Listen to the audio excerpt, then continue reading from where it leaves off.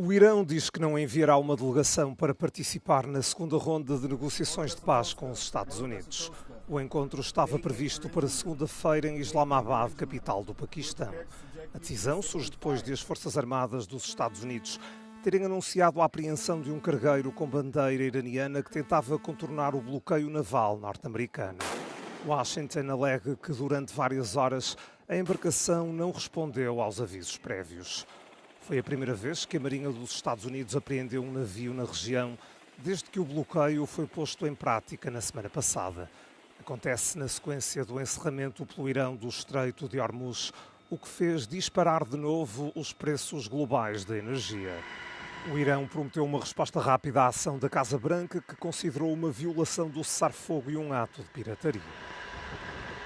الان هم چند موضوع هست که اختلاف نظر وجود داره و اونا یه نظراتی در حوزه هسته‌ای دارن، یه نظراتی در بحث مربوط به موضوعات تنگه و اینا دارن و ما به هر حال سر مواضع و اونهایی که داریم، ولی ما در حقیقت اون چیزی که برای ما اصل بوده این بوده که این بی‌اعتمادی همون نکته‌ای که اشاره کردم، ما حسن نیت داریم، ما برای که یه صلح پایدار باشه، صلح پایداری که تضمینی درش باشه که دیگه این بحث دو مرتبه تکرار نشه.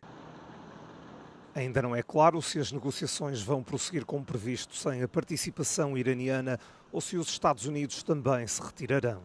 No domingo, Donald Trump ameaçou que vai destruir todo o Irão se a República Islâmica não chegar a um acordo com Washington durante o cessar-fogo que termina a 22 de abril.